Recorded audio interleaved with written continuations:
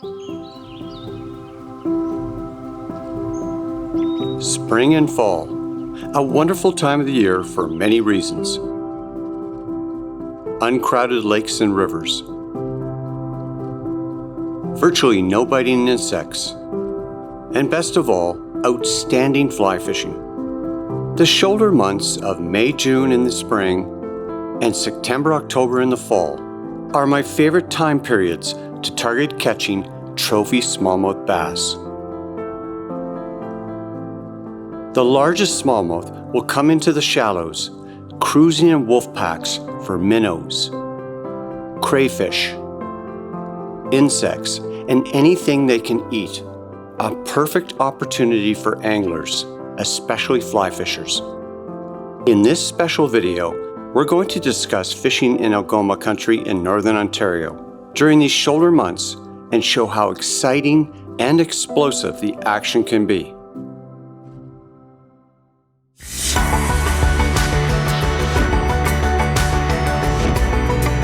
Ooh, that's a nice sized fish. I will catch these all day. That is what you're in for on this episode.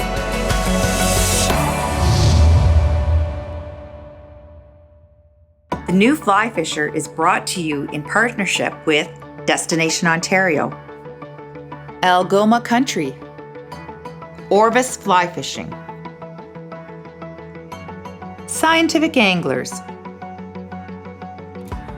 Trout Unlimited, WeatherTech Canada. Ontario Lodges and Outfitters look forward to welcoming international anglers when it's safe to travel once again.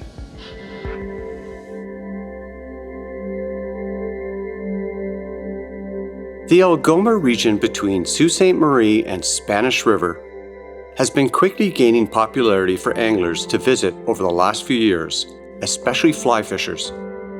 Many friends and I visit every year and have come to dub this area as Trophy Alley because of the sheer number of large smallmouth bass it produces. Oh, that's sweet, isn't it? Look at that. That Wow. is a sweet fish. We've caught and released so many large 4 to 6 pound bass when we visited in the shoulder seasons of either May, June, or September, October.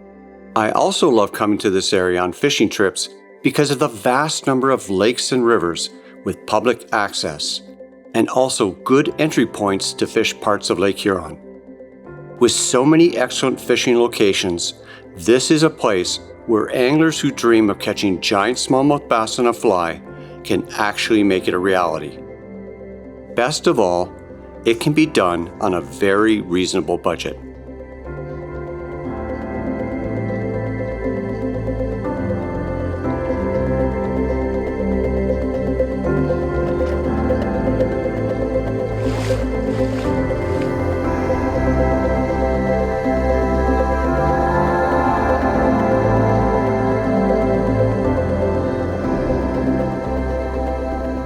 Several years ago, when my daughter Jenna first started to fly fish, I included her on some of my trips to this part of Algoma. Almost immediately, she fell in love with the exceptional and exciting bass fishing. On this trip, my daughter and I have come to Algoma the last week of September to enjoy the beauty of the changing leaves, the warm days, cool nights, and of course, the excellent bass fishing. Sometimes, unpredictable weather and dropping temperatures can happen at this time of the year, but it shouldn't deter you, and don't be fooled. The shoulder season is definitely one of the best times to fly fish for smallmouth bass. On this September trip, Jenna and I are staying at Birchland Cottages, conveniently located just off the Trans-Canada Highway. Birchland Cottages is the ideal location for anglers who want comfortable accommodations and easy access to a variety of lakes and rivers at an affordable price. This was Jenna's first trip to Algoma in late September, and I certainly had some experience fishing this time of the year. However, we only had a short window of time to fish, so I enlisted the help of professional guide Adam Valley, who owns Angling Algoma Guide Service. He would get us to the best bass locations quickly, without wasting valuable time. While using maps to locate lakes and public fishing access is always an option while fishing in Algoma, it can be incredibly beneficial to hire a local guide. Not only will he or she be able to key you in to the tricks of the season, but guides like Adam will also be able to show you new lakes, rivers, and lesser known areas to find fishing success. It's definitely worth the money to hire a guide, just like in other locations throughout North America. That's the beauty of Trophy Alley. There's so many great places to explore. It would literally take years to discover all the great waters.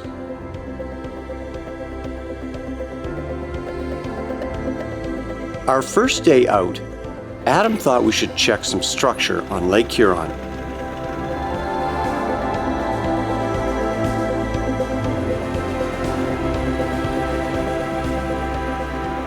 We started fishing some points and rock-strewn areas. Large smallmouth bass often frequent these inshore areas, hunting for bait fish and other forage. It's a gorgeous mid-September day here in Algoma, and we are on the hunt for massive smallmouth bass. Adam, at this time of year, whereabouts in the water column are we looking for the bass? So the biggest thing with this time of year is the bass are going to want to be close to stable water. What I mean by stable water is they're going to want to have deep water access close by. So today we have a sunny day. We're going to expect our fish to be up on top of rock humps and shoals. So we're going to be using more of an intermediate to a floating line with a subsurface type fly, maybe a woolly bugger, clouser type of fly this time of year. And as the season wears on, they're going to start pushing out into the deeper parts of the water column. Although we are in mid-fall, basically, Jenna, these fish are still thinking about wintering. Usually at about the 61, 62 degree mark in the water column, these fish are going to really start getting into wintering mode, which means they're really going to start ganging up. As the heat comes up today, we might be able to get these fish up on top on a topwater. Okay. But for the most part, we're going to be focusing on that subsurface mid-depth range. So I'm here in mid-September, Adam, but what would happen if I came a little bit later this fall? How would things be different? So it kind of depends on which water body you're going to be targeting. During this time of year, there's something called stratification. A lot of people know it as turnover time of year. This is when the water completely basically stabilizes throughout, and the fish are going to generally spread out during that period of time. And after that period of time, you're really going to depend on your weather conditions as to where these fish are going to be. So on sunny days, the fish are going to come up on top of the mid-lake humps, the rocks, and they're going to start actively feeding on crayfish and bait that gets up there to sun themselves and get warm. As the season wears on, these fish are going to drop out a little bit more, and if you have cloudy days, the fish are going to generally stick down closer to the bottom and out in deeper water in that 20 to 30 foot range.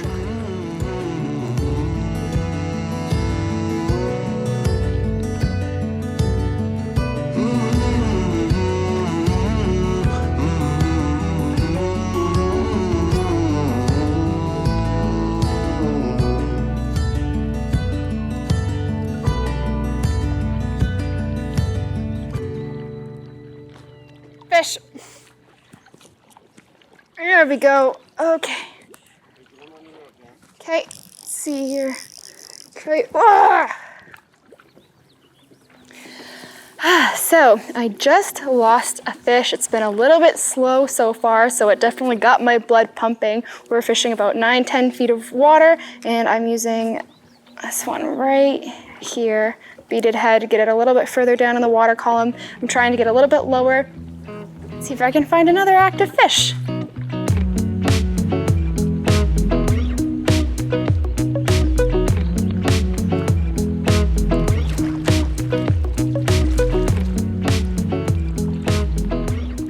Fish. Fish. Okay. Oh, it's a nice one. Okay. Holy cow. That is a nice bass. And I was really just letting my fly sink down. I'm gonna try get him off here. Bring him up. Don't want you under the boat, buddy. Okay. Oh, that looks like a nice fish. It's the right flavor.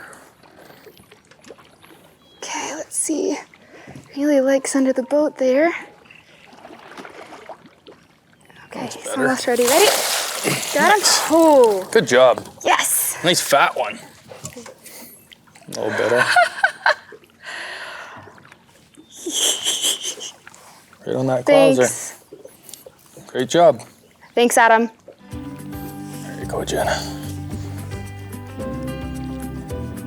Let's let this guy get back in the water.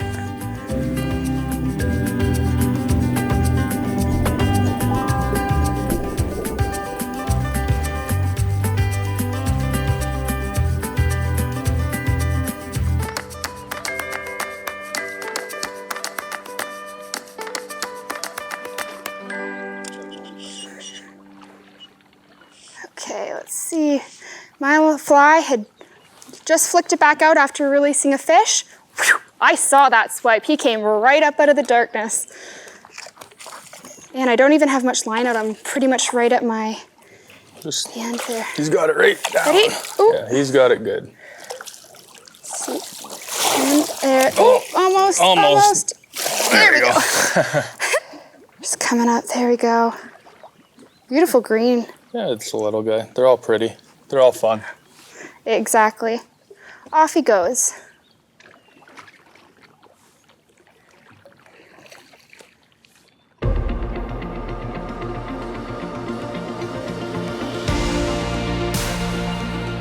Me up. Whoa. So there's proof. Oh, I lost it. Change our tactics. That's okay. We're getting bites now. Suddenly, the bite stopped, but I felt that the smallmouth were still feeding. The issue was our presentation, which was too fast for these lethargic bass. So I set up my indicator on my leader with a balanced leech hung below, set to be just off the bottom.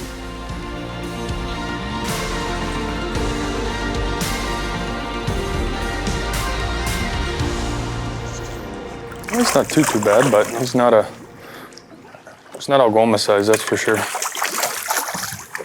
You done, bud?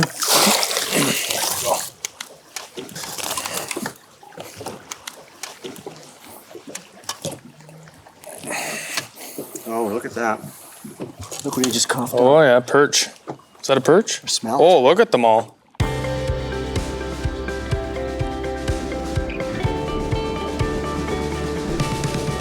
Indicator fishing on lakes is always thought of as a trout technique, but we've learned that it is also absolutely deadly when smallmouth bass are in a neutral feeding mood.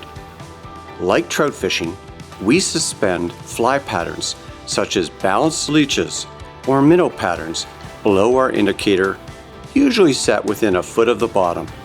The action can be non-stop. I cast my suspended black balanced leech under an indicator near a rocky point. It didn't take long before I connected with a hefty smallmouth bass. Nice going. Nice one? Feels like it. So I'm using a 5-weight, and we found today that the fish must have been feeding in the morning because there's lots of smelt in their bellies when we hooked one earlier, and they're really not super active. So I went to an indicator with a leech and just cast it on this point where Adam told me to, and I hadn't moved it more than 2 or 3 feet, slow hand crawl, and the indicator went down. And you can see what it is. It's a big bass too. I want this 5-weight. There goes the indicator, just popped. Beautiful. Nice job, Colin. Great fish. Wow. That's a big fat one. Nice job. Nicely done, man. Look at that. You wanna hold that?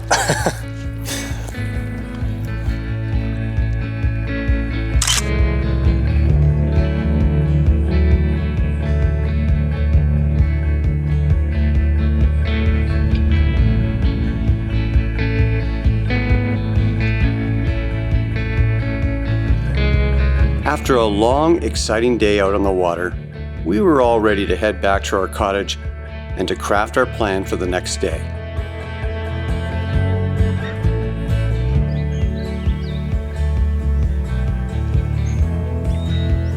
Birchland Cottages is the perfect location for any angler looking for comfortable accommodations on a reasonable budget. Each cabin comes with a full kitchen and bath and its own private dock. Several years ago, Jenna and I were staying at Birchland Cottages and decided to fish Clear Lake, which is where the resort is. We were fishing for pre-spawn smallmouth bass, and the action was both incredible and explosive.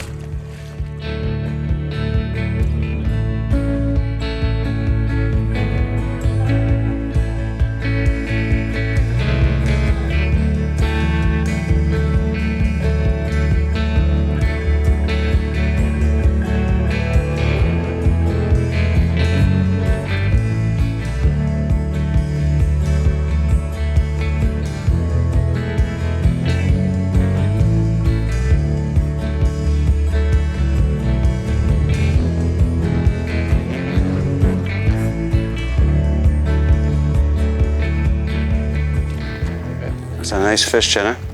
I love the take. That's why this time of the year you have to use different types of approaches with different fly lines. Jenna's on a floating line right now, is throwing a popper. I was using intermediate. I was fishing out a little deeper in about 6 feet of water, 4 to 6 feet. And Jenna's using a 5 weight, and I'm using a 6 weight, which are pretty much perfect for this type of fishing. There we go. Got him in. Bring him in here quickly. Pop the corner of the mouth. Typical take by a bass.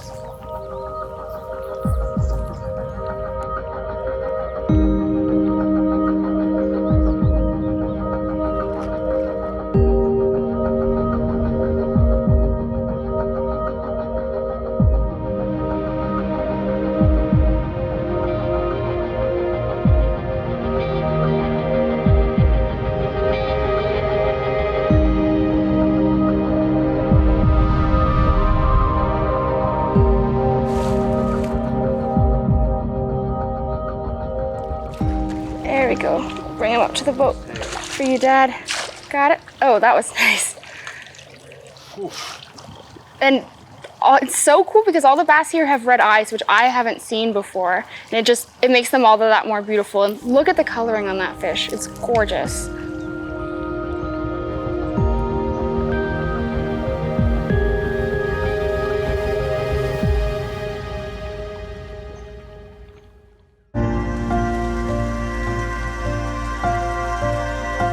Day 2, we woke up to wind, rain, and cold. Not ideal weather, but Adam felt confident that we should check the shoreline of Lake Huron again. So we set out from a public launch and hit the structure. However, the fish on this big body of water just weren't happy with the weather. After a few hours of casting without success, Adam hooked up the boat and we headed out to one of the many lakes in the area, which are just a short drive away.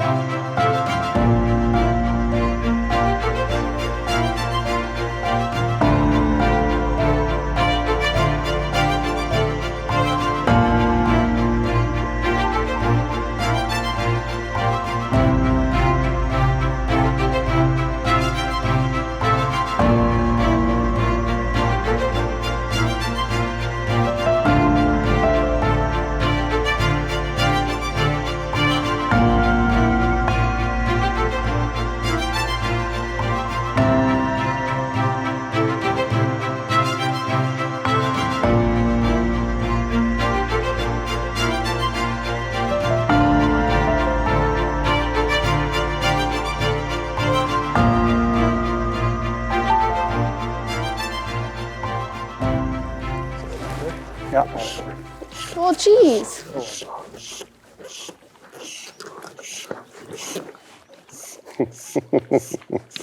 All right. Huge.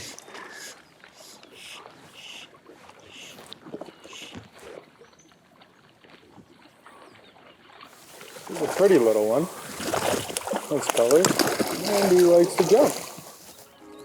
I didn't even get to the boulder yet. No, I know.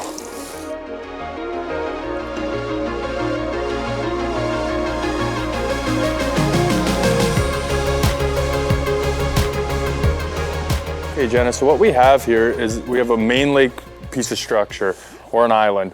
It can also be called, you know, a hump or a rock hump. And this is something that the smallmouth bass up here in Algoma, they can use this all year round. They have a nice shallow flat that they can come up to feed on, and then they have deep water that's adjacent to it that they can slide out and suspend off of when they're not in that feeding window. So the way that we're gonna wanna target this piece of structure is gonna depend on the time of the year. Okay. Right now we're in fall and our water temps are just getting near the 60-degree mark. So we're not gonna be throwing a popper like we would in say June or July. Right now we got you with a sink tip with a streamer on it, and we're gonna try and burn it over the flat and try and see if we can get them to trigger a bite.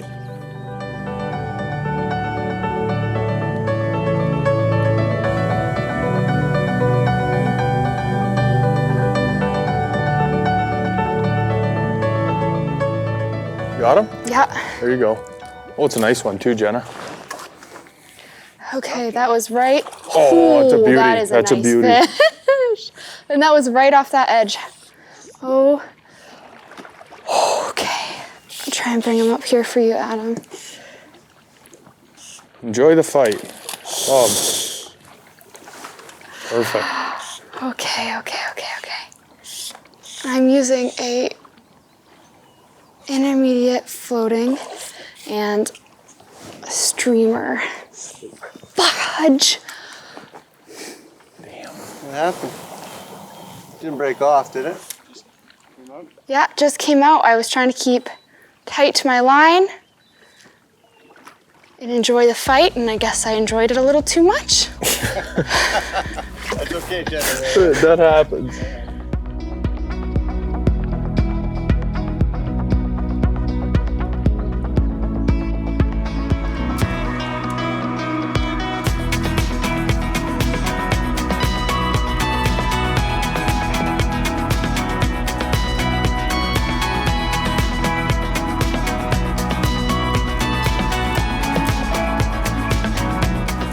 So Adam just took us over to this shoal, and apparently it gets really shallow and then gradually drops off, right, Adam? Yeah, we're fishing actually more of the steep side of Okay. the main lake hump we're fishing here. Okay, on my first cast, bang. That was a nice take, and from the jump it looked like a nice fish. It's fighting so well. Oh my gosh. That's common for this time of year? Absolutely, yeah. The water temperatures right now are still above 60, and you're still getting that hard summer fight out of them right now. Nope, he's not ready. No, there we go. There we go. Whew. Nice. Thanks, Good Adam. job. Oh, You wanna flag do the pops honors? right out. Yes, I will put this down. Ooh. Let's see here, buddy. And, there we go. A gorgeous Algoma bass.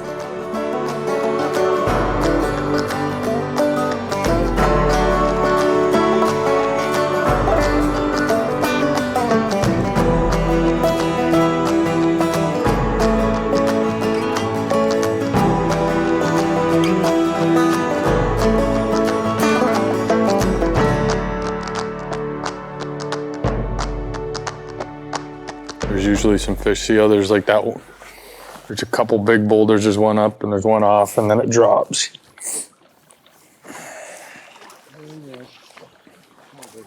No.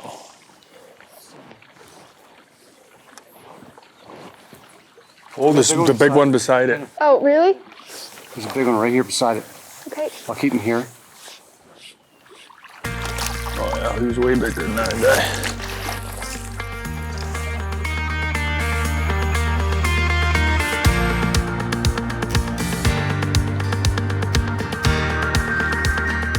Air temperatures came up a bit, so I decided to cast a black popper.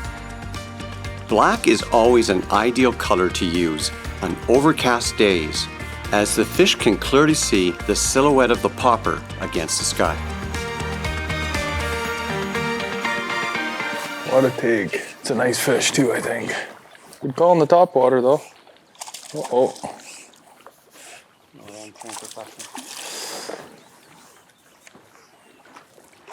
Well, you got that beat too. Nice. Hard to beat a topwater bite, that's for sure. Came right out.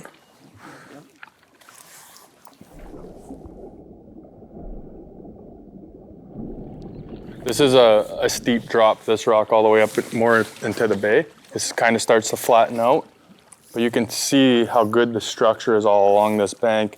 And when you have weed like that, that's mixing in with the rock this time of year, that can just be an absolute magnet for smallmouth. So try and get close to shore and then strip it back? Yes, correct.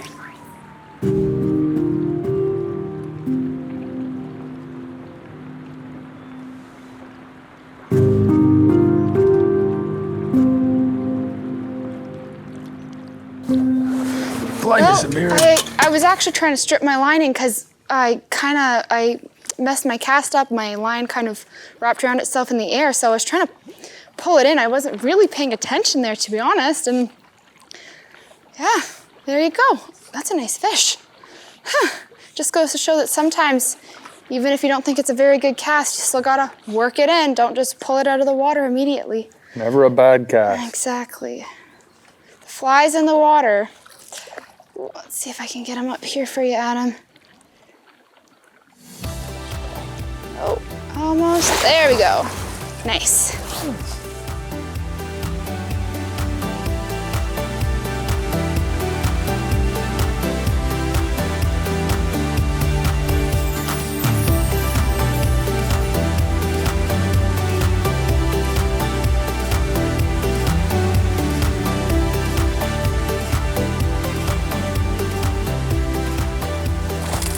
Nice. Can't beat that on topwater. Nope. No, he ain't ready yet. Make my job easy. He's not bad. A little 2-pounder.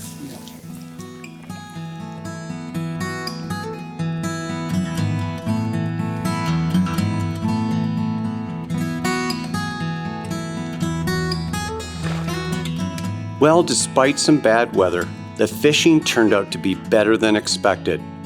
Adam helped us to find the fish quickly, and by changing up our presentations to match the conditions, we had success.